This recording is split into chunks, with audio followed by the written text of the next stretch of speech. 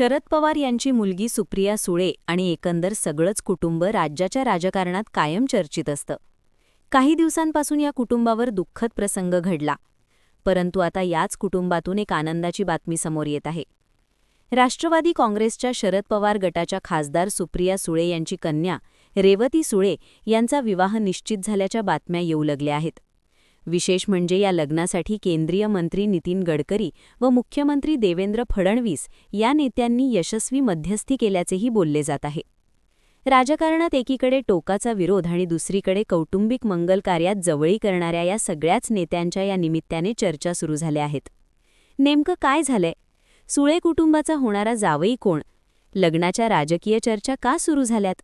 हाच विषय आज आपण समजून घेऊयात. राजकारणाचे परफेक्ट ॲनालिसिस. शरद पवार व दिवंगत उपमुख्यमंत्री अजित पवार यांच्या कुटुंबात काही महिन्यांपूर्वी मंगल कार्य झाले होते. अजित पवार यांचे चिरंजीव जय पवार यांचा विवाह बहरीन या देशात पार पडला होता. त्यापूर्वी जय यांचे चुलत बंधू युगेंद्र पवार यांचा विवाह मुंबईतील BKC मैदानावर मोठ्या थाटामाटात संपन्न झाला होता. राजकीय मतभेद असले तरी संपूर्ण पवार कुटुंब या दोन्ही लग्न सोहळ्यात दिसले होते. सुप्रिया सुळे व रोहित पवार यांनी जय पवार यांच्या लग्नात केलेल्या डान्सची चर्चा चांगलीच झाली होती. आता याच पवार कुटुंबाच्या जावयाच्या घरात म्हणजेच सुळेच्या कुटुंबातही मंगल कार्य पार पडणार आहे. खासदार सुप्रिया सुळे यांच्या कन्या रेवती सुळे यांचा विवाह निश्चित झाल्याच्या बातम्या येऊ लागल्या आहेत. रेवती सुळे या खासदार सुप्रिया सुळे यांच्या कन्या आहेत. त्या 27 वर्षांच्या असून त्यांचा जन्म 30 ऑक्टोबर 1998 रोजी बारामती येथे झाला. त्यांनी मुंबईतील the cathedral and John Connon स्कूलमध्ये शिक्षण घेतले. त्यानंतर London school of economics and political सायन्समधून त्यांनी आपलं शिक्षण पूर्ण केलं. 2023 मध्ये मास्टर्स इन पब्लिक ॲडमिनिस्ट्रेशनमध्येही पदवी मिळवली. रेवती या राजकारणापासून दूर असलेल्या दिसल्या, परंतु गेल्या वर्षी लोकसभा निवडणुकीसाठी त्या आपल्या आईच्या निवडणूक प्रचारात बारामतीत सक्रिय दिसल्या होत्या. 2024 मध्ये बारामती लोकसभा निवडणुकीत त्यांनी आई सुप्रिया सुळे यांच्या प्रचारात भाग घेत रोड शो आणि मेळाव्यात सहभाग नोंदवला होता. ऑगस्ट 2025 मध्ये रेवती यांनी वडील सदानंद सुळे यांच्यासोबत स्नायपर स्पोर्ट्स नावाची एक स्पोर्ट्स कंपनी सुरू केली. भारतातील तळागाळातील स्तरापर्यंत खेळांची आवड निर्माण करण्याचं या कंपनीचं उद्दिष्ट होतं.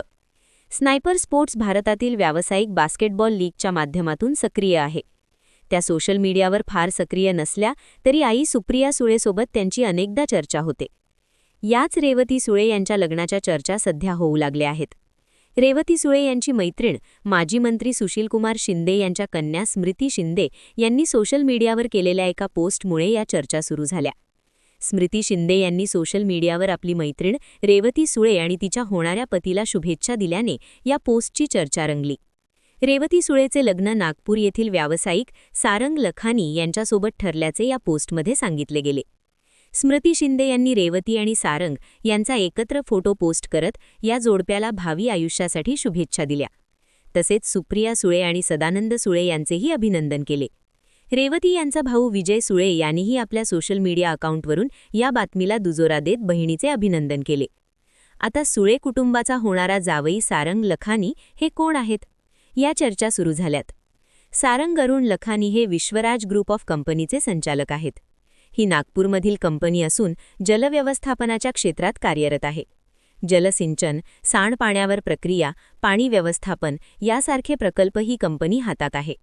सारंग यांनी कोलंबिया बिझनेस स्कूलमधून आपलं पदवीचं शिक्षण पूर्ण केलं. मागील 20 वर्षांपासून ही कंपनी कार्यरत असून कंपनीने भारतातील 30हून अधिक शहरांमध्ये प्रदीर्घ काळ काम केले.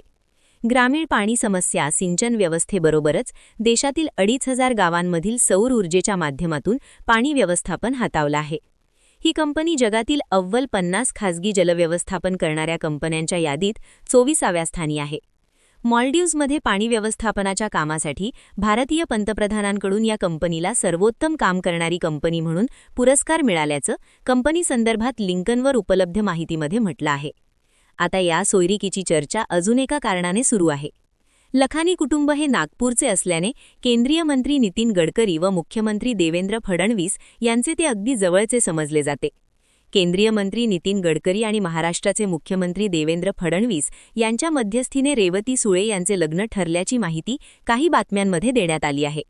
त्यामुळेच या विवाहाची विशेष चर्चा राजकीय वर्तुळात रंगली आहे. राजकीय मतभेद बाजूला ठेवून पवार आणि लखानी कुटुंबाला एकत्र आणण्यात गडकरी आणि फडणवीस या दोन्ही नेत्यांनी महत्त्वाची भूमिका बजावल्याचे सांगितले जात आहे. या विवाहाच्या निमित्ताने राज्याच्या राजकारणात भविष्यात काही अजून संदर्भ घडतील का, हा प्रश्न विचारला जात आहे. मित्रांनो, तुम्हाला या विषयावर काय वाटते हे आम्हाला कमेंट करून नक्की कळवा. शिवाय व्हिडिओ आवडला असेल तर चॅनलला सबस्क्राईब करून व्हिडिओला लाईक करायला विसरू नका. पुन्हा भेटू नव्या विषयावर. तोपर्यंत धन्यवाद.